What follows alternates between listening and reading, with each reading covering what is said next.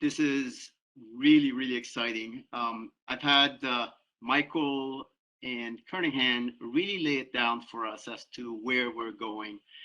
They've set it up such that now we're going to be talking about organizations, because essentially, who's going to impact the SDGs? And I want to, before I go forward into my presentation, I just want to make sure I thank some very important contributors from the University of Guelph, the students who've actually done a lot of the legwork supporting myself and the rest of the team.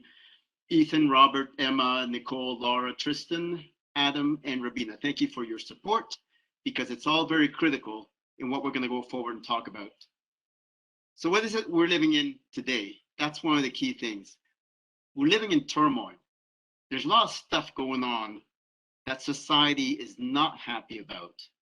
And society is you and me and organizations out there. We make up what society is all about. So there are issues like Black Lives Matters. There are many, many other social issues that are impacting what we do. But there's also what we do with the environment, how we affect the environment. We are nowhere close to achieving the 2 degrees Celsius maximum temperature we need to achieve to be able to maintain our climate at a good status. We actually are going towards excessive floods, fires, hurricanes. All of this is causing aggravation. And it's not just us individuals, but organizations, whether they're for profit, not for profit, national organizations, we're all having an impact. Now, I talked about society, I talked about the world, but what's our expectation? We follow rules. We're designed as social beings to actually follow rules. But if we have these goals, what we call the aspirational goals, the North Star effect, as my colleague mentions, if we have these goals, we can use them as an operating guide, a rule book of how we could actually make sure that we achieve the best for our own society. And the Sustainable Development Goals, as mentioned by my colleague, evolved from the Millennium Goals, and they reflect society's expectations. It's a mutual agreement about what we should do among multiple levels to be able to change the world. And one of those sets of rules and norms relate back to standards. Any of these definitions you can find from the websites of standard development organizations like CSA or ISO, or even from the Standards Council of Canada. Essentially, we, through the use of standards, we are actually improving the efficiency of organizations. We're institutionalizing best practices across everything towards improving lives. And that means not just at the societal level, but also at the sustainable, economic, and environmental level.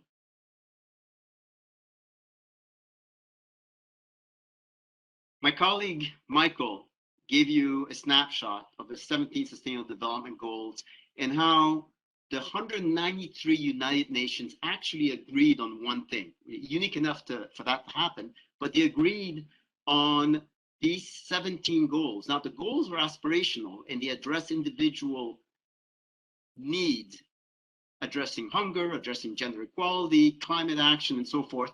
And each one of these goals actually has targets. So there's 17 goals, 169 targets, and then our governments measure how well we achieve these targets by indicators. So in fact, the UN SDGs bounce back to the governments. And as my colleague Kernahan mentioned, the Canadian government measures our indicators. But we, through the organizations, whether they're small to medium-sized enterprises, community organizations, local governments, we are then guided in how we should actually address these SDGs by doing things that are regimented, that are actually the right things to do. And this is where standards agencies like CSA come in, and they encompass all the various organizational forms to help us get to these things.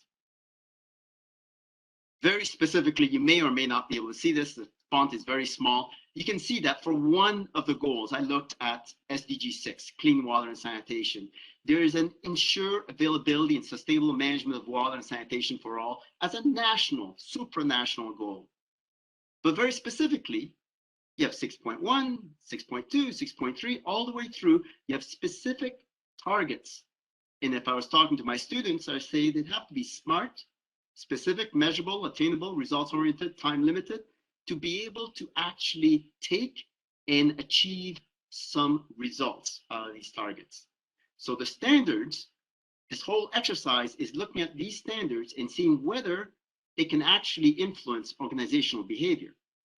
To be able to get there, my team and myself, we worked through a research, very intensive literature search through thousands of journals and thousands of articles that were published since roughly 2014, which was the initial advent of the Sustainable Development Goals, all the way through till today, to look at which academic journals actually mentioned and discussed the relationship between standards and the Sustainable Development Goals. There were a couple of objectives. One, we want to find out, is there a robust way that already exists? Why reinvent the wheel? Can we improve on something? The next speaker, my other colleague, Katie, will talk about the method that we developed. But what we eventually found out is that we believe that there are a couple of very good ways for organizations to actually be able to enable the SDGs. Two of those ways.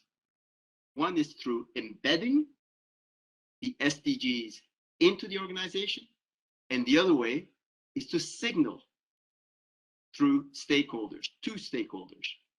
We talk about that. We always go back to the situation of who cares. Well, ultimately, if we really don't do anything, we will be in a flame out situation as what you see with the globe, which will ultimately not be very useful for all of us. So the environmental impact is based on our societal actions. Very important. And again, how does it matter? Remember what I said about rules and norms? All of society, organizations, people, all of us like to follow rules, because by following these rules, we actually achieve what you may have heard as triple bottom line, which is people, planet, and profit. Or you may also have heard of this through social impact investing, or even through the latest financial reports, ESG, environmental, social, and governance, accountability. And there's another stream of research where we've looked at how can we be accountable to addressing these targets. But right now, let me focus on what can organizations do. One strategy is let's use the standards to embed the Sustainable Development Goals into the organization. Through our research, we found that successfully, some companies actually go through the standards, and this is closely aligned with institutional theory. They use the standards as part of their voluntary or regulatory mechanism to comply to certain rules that enhance the way you operate or enhance the way you use certain things, to actually go through and change organizational behavior. Now, if we link the standards to a Sustainable Development Goal target, we ultimately are actually enabling the SDGs by embedding it into the organization. Seems a little bit far-fetched, but if you look at the examples of what could be used, look at some standards that exist out there. There are, of course, environmental management system standards out there, but more specifically, I want to show you three that can be relevant. One, concerning community drainage planning, design, and maintenance in northern communities, impacts local governments. It impacts a culture that the Inuit have of sustainability. In northern communities, they have of sustainability. They're aware of what's going on. And it's linked to SDG 6, which relates back to water, SDG 13 and climate action, and infrastructure, SDG 9. You have similar results with some of the other standards that can be talked about, the oil and gas pipeline standards, or the code for digester gas, for example. The second strategy is taking that big flag. Signaling, that's a little bit more of a top-down intervention, equally as effective. At the highest levels, whether you're a public or you're not, a private organization or a community, you can actually say and signal to your stakeholders that, in fact, we are going to go towards ending hunger, and specifically by addressing our community needs.